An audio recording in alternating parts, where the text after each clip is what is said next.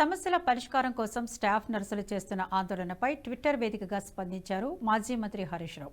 ఆశాలు, ఏఎన్ఎంలు, అంగన్వాడీలే కాదు, ఇప్పుడు స్టాఫ్ నర్సులు కూడా రోడ్డు మీదకు వచ్చి ఆందోళన చేసే దుస్థితిని కాంగ్రెస్ పార్టీ కల్పించిందన్నారు.